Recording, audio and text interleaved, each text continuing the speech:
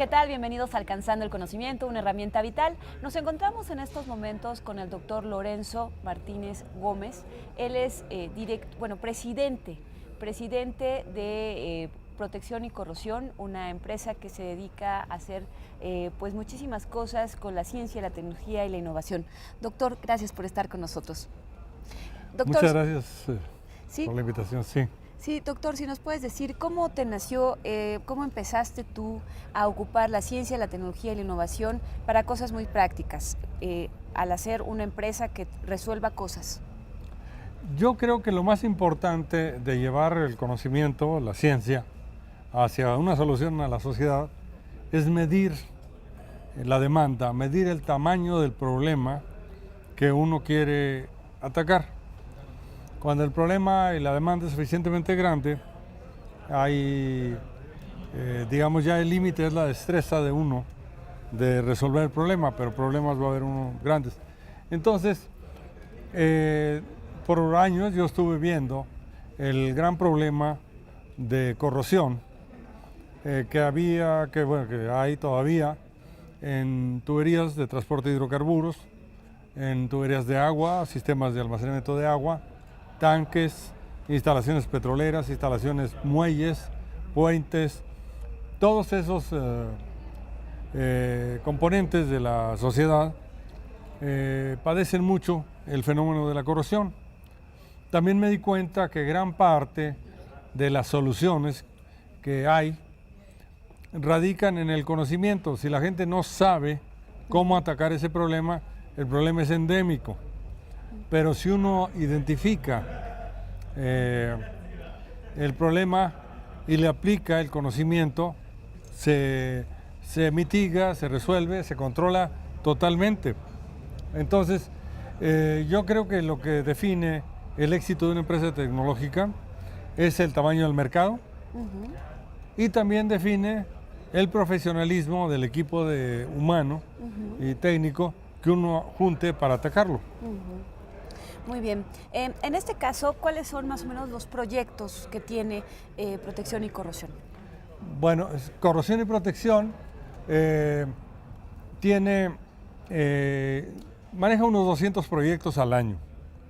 Desde un tanque, la protección de corrosión contra la corrosión en un tanque, la base del tanque que está descansando en el suelo, muchos ductos, muelles, sistemas de agua potable. Todo eso lo atacamos en oficinas que, bueno, estábamos aquí en Cuernavaca, tenemos otra en México y otra en Veracruz, otra en Villahermosa, otra en Guatemala y otra en Ecuador. Y entonces, con esa red humana que tenemos en todas esas áreas, podemos, repito, atacar más o menos 200 problemas, 200 proyectos cada año. Entonces, nuestra idea es mantener la excelencia.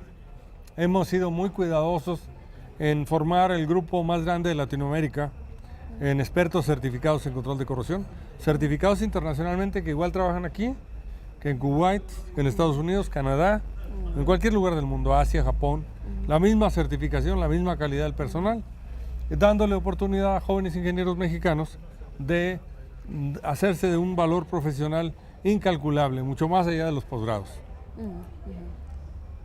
Y en este caso tienes en puerta proyectos nuevos, hay innovación, estás abriendo algunas cosas, sobre todo ligadas al parque científico que hace poco fue inaugurado. ¿Qué hay ahí? Sí, en el Parque Científico y Tecnológico del Estado de Morelos, que es un gran acierto de gobierno, donde en los próximos años se esperan grandes soluciones.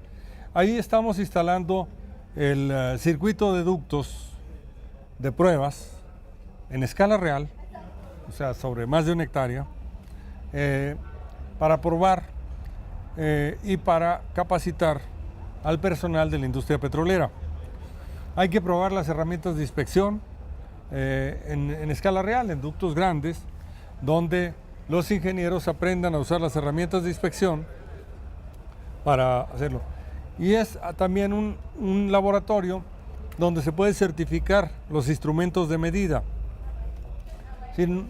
muchas de las metodologías para medir defectos en ductos se basan en, pues cálculos matemáticos de señales magnéticas o de ultrasonido que pueden fallar y darle al dueño de la tubería una información falsa.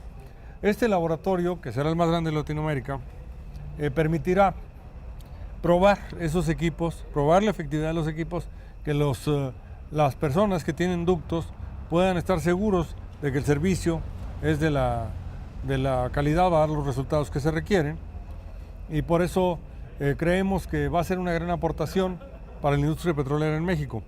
Como repito, un laboratorio de ese tamaño, pero más chico, está hasta Brasil.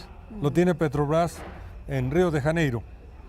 Nosotros estamos siendo uno más grande, somos un país más grande por industria petrolera, con una perspectiva de crecimiento mucho más grande, pero además estamos ubicados en una zona geoeconómica que abarca el sur de Estados Unidos, que requieren este tipo de servicios, que abarca Centroamérica y algo de, pues hasta Ecuador.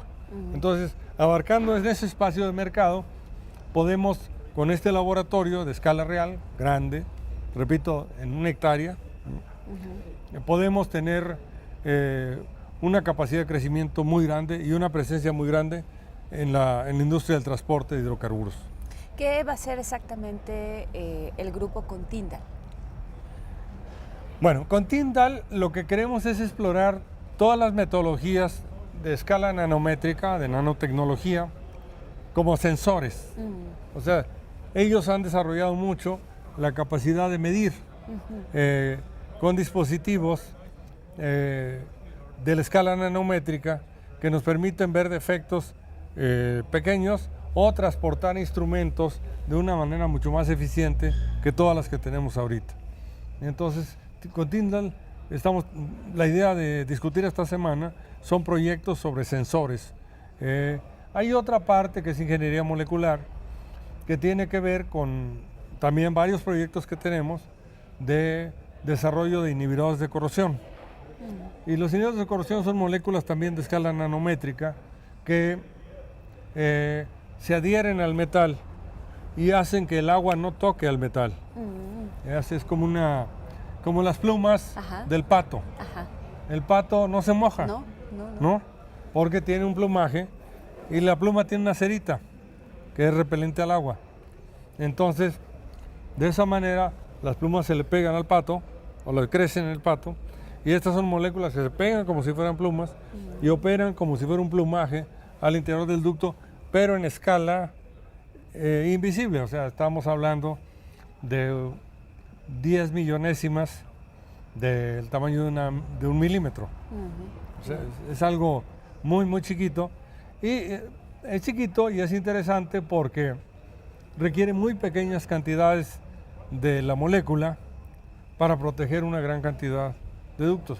Si la capa es muy delgadita, el material rinde para cubrir mucho más el ducto por adentro y protegerlo del embate de la corrosión, debido a que los hidrocarburos pues están saliendo con agua, mezclados con agua salina, altamente salina, lo cual los hace muy corrosivos.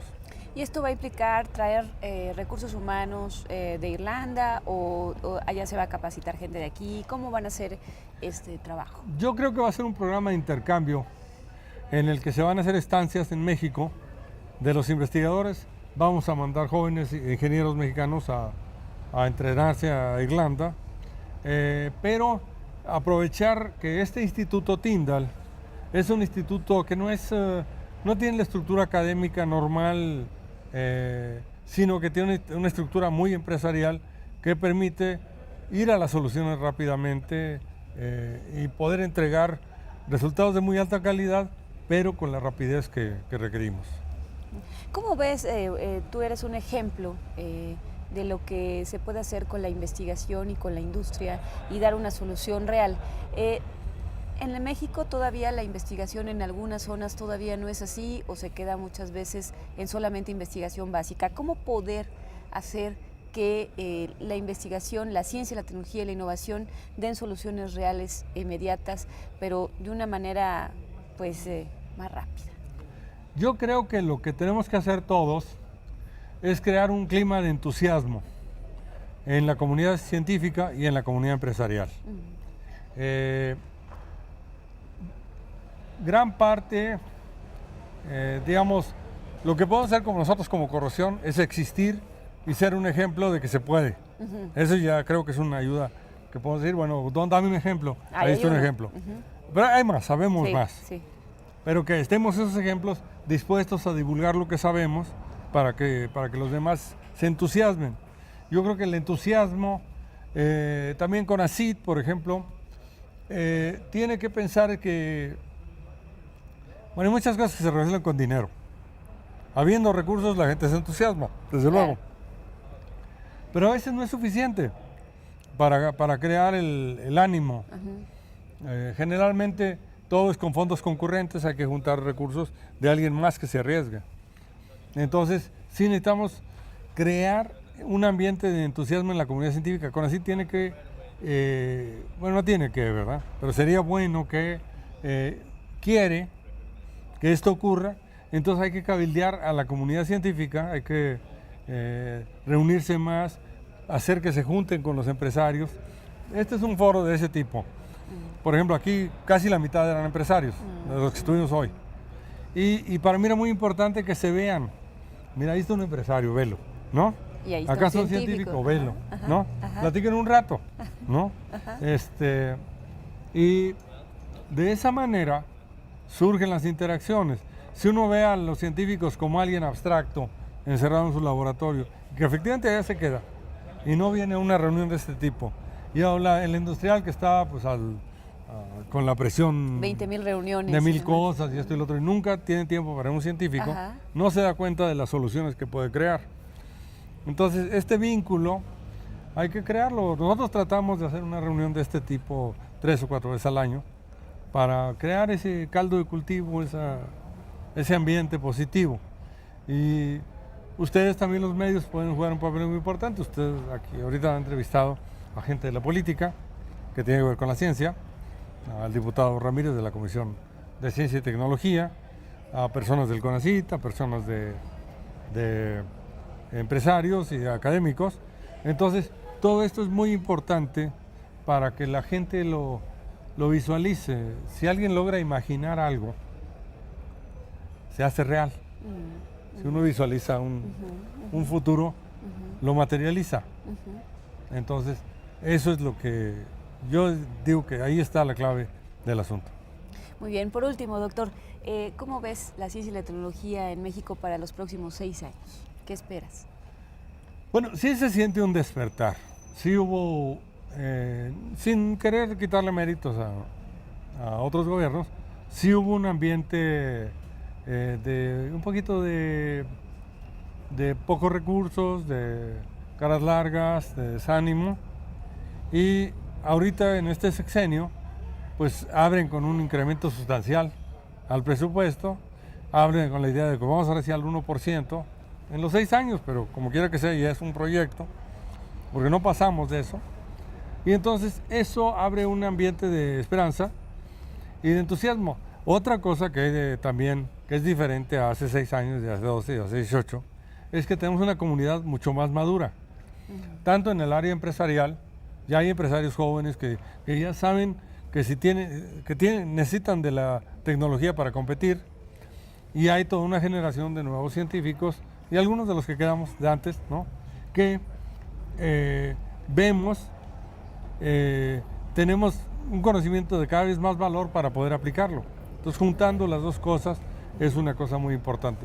Hoy, por ejemplo, el diputado Ramírez planteó 3 proyectos de suma importancia que hemos estado cultivando con la Comisión de Ciencia y Tecnología. Investigar sobre las tierras raras, que tienen propiedades magnéticas excepcionales y que son endémicas de lugares volcánicos. Y tenemos una de las mayores zonas volcánicas del mundo. Claro. Ataquémoslo, ¿no? Que le entremos a fenómenos modernos de extracción petrolera. Y eso lo podemos hacer con surfactantes, que son moléculas que podemos producir de especies vegetales de esta zona.